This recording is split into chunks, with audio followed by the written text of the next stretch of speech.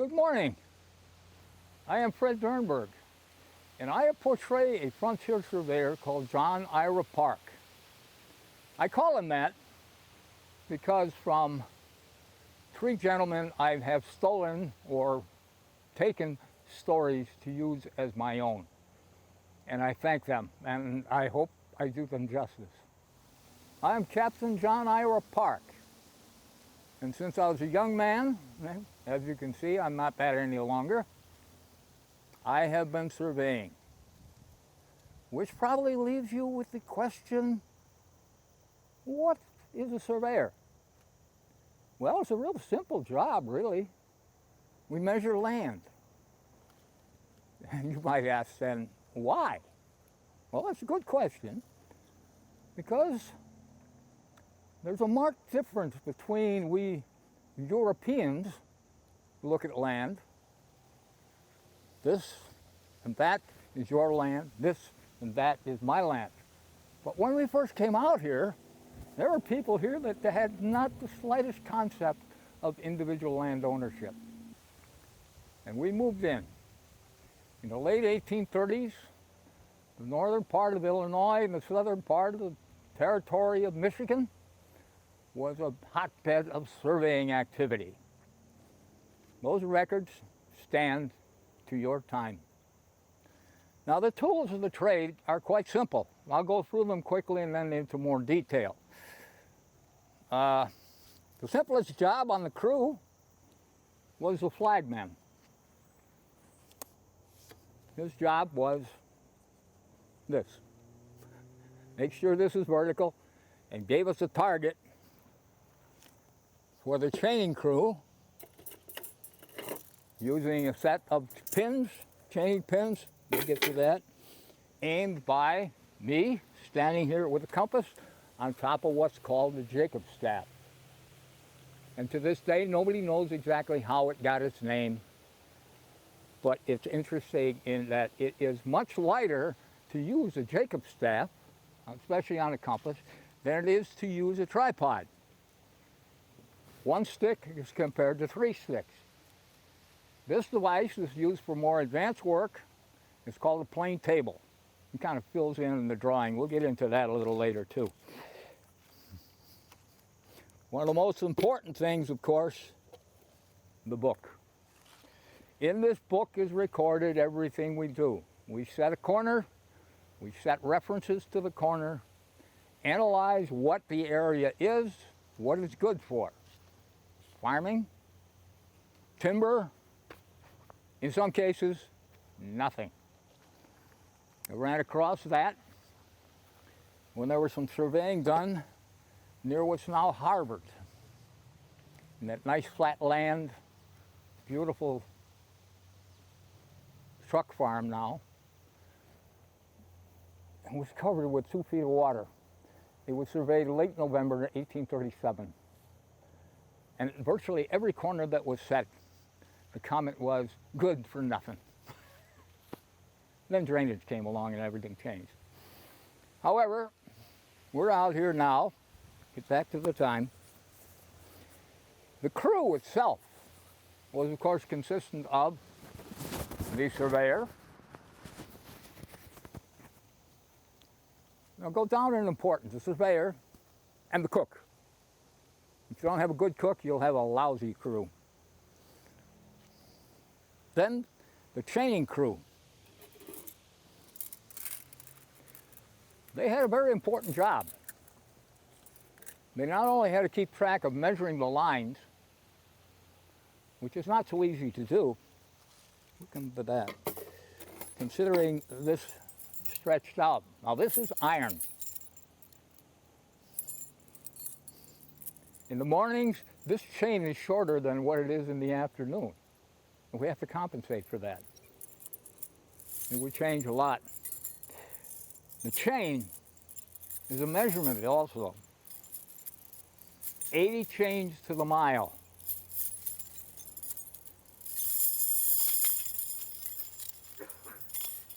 Every 10 links, each link, 100 links to the chain. Every 10 links, just to make it easier to count, I always like to joke I don't have to hire anybody to count more than 10 men. There's a little tally mark. Makes it easy to count. They also carry a small stick which breaks this down into tenths, this distance, tenths. So we're measuring actually in hundredths of a chain. Now the chain is stretched out. It's kind of difficult to do here alone. When it's stretched out, it kind of sags a little bit. A good chaining crew will always have that same amount of sag in that line and be very accurate. As a matter of fact, one morning, there's a notation in the surveying notes from near what's now Ringwood, Illinois. And the surveyor says, my four chainmen, having found convenient scruples, laid the crew aside for the day. And having read it up to that point, and convenient scruples, what's this guy talking about? Turns out this was on a Sunday morning. Guess the guy wanted to go to church when they were close, or at least get a cold beer or something. But it was much easier and cheaper to lay the crew off than to try to substitute somebody in place. So the whole crew had their day off, so everybody was happy for a while. They worked 7 days a week, come out as soon as the ground thawed, and they would work until the snow was too deep, or they finished all the contracts. Everything was done by contract, by the way. These deputy surveyors, which was a title, were contractors. They were not government employees. The boss, or the chief surveyor general for this area, was in St. Louis. If I traveled a few miles further north and went into Michigan, my then office would have to be in Detroit. That's why I like working down here. It's a lot closer to St. Louis. And the winters are much better in St. Louis. Now, back to the chaining crew. The other tools I had, of course, were these pins that I alluded to. Now, these little flags are not decoration. They're important because normally we would be working in rather tall grass.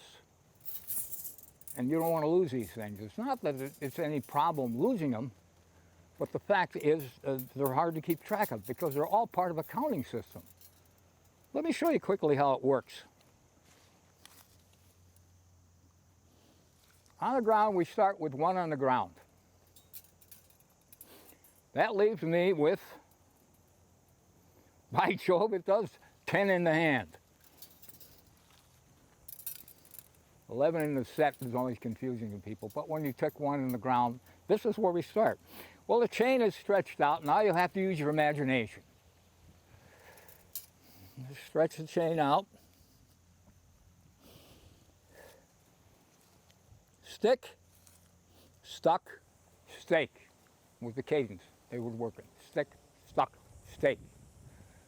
And I always required my crew when they'd measure out, stick, stuck, stake, 1/2 chain.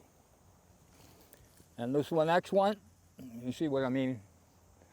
We're only going this far, and we're going 66. Actually, this is a 1/2 chain. Keeps them closer together. And this pin would be pulled, and they would move on. Now,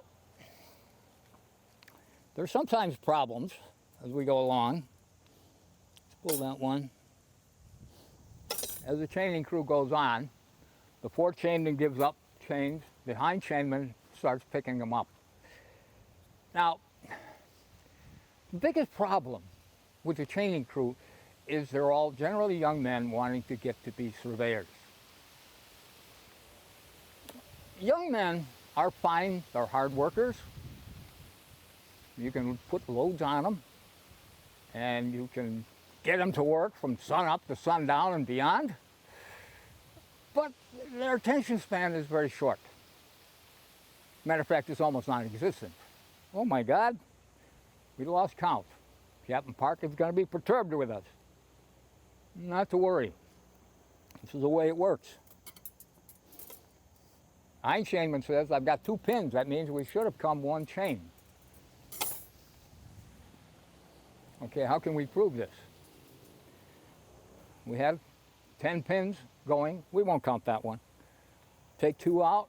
What do we have here? 8 pins. Total, 8, 2, total 10. We're okay, and we continue until the next time we lose track, which probably is very shortly down the line. Now, as a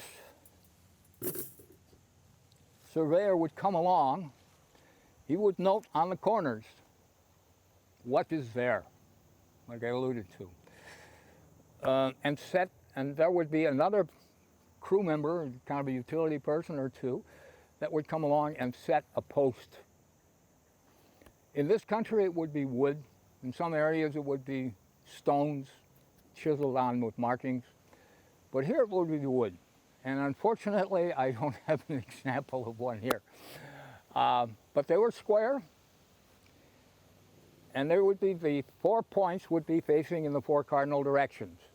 And it would be notched.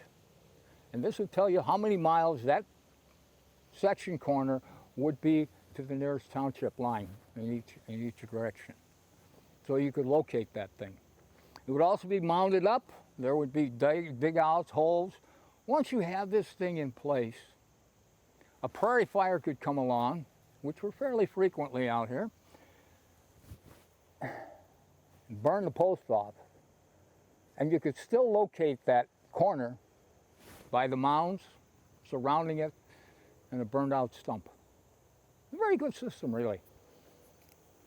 Now, farmer would come, find his land, and stake it. But you see, the surveyors only staked the section corners. The farmers bought a quarter section that is 1/2 mile by 1/2 mile, 160 acres. Price was pretty good. $1.25 an acre, or $200 for the quarter section of land, which could be paid for in 3 years if you wished. Most folks did. But after the Black Hawk War, many people saw this area around here as akin to the Garden of Eden, paradise, rich soil, wonderful timber. And long before the Treaty of Chicago allowed them to come here, they would set up a farm. Now, the surveyors that come along later note who was where it was, and when that land came up for auction, as it was always sold, this guy, the farmer, would get first shot at it.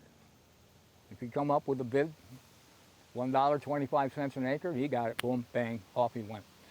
And most of this land went into private hands of farms. If you were to walk around or drive around on land today, you'll notice a lot of straight roads. These roads were laid out in late 1830s. These are along the quarter section lines. That is, the lines between the 2 section lines. Why there? Because they didn't interfere with the section corners. Those section corners, in many cases, can be located directly today.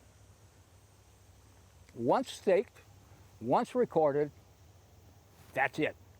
Now, occasionally, and very little in this country, in this area, I've never seen it happen, somebody would deviate somewhat. Let's say somewhat more than what error would allow. Once that plat is accepted by the Surveyor General in St. Louis, that point was legal. And to this day, measurements would have to come off of that in regards to that place. It would still be there. Deeds are read generally from a point to a point, 50 feet more or less northwest or whatever the direction is, to a point. So it's from point to point. If it's 50 feet, if it's 51 feet, it didn't make any difference because of the methods used with the chain. And it amazes me how close they measure with this thing and this compass and how close it is when compared to modern methods using electronic gears and all this other nonsense, which I don't understand, frankly. Now, this survey was first done to move the land from public property into private property. There was a problem. There were no details on these maps. You could get watershed information because that was one of the things. There were roads that were running hither, thither, and yither. Not very well organized. So later would come people with fancy instruments and locate things. You can still find these markers, little brass markers about this big around. And in between these, we would then use this plain table to fill in the details. The elevations, yeah, you could use this as a level. Elevations, roads, even trees and schoolhouses and what all. And so the land was marked.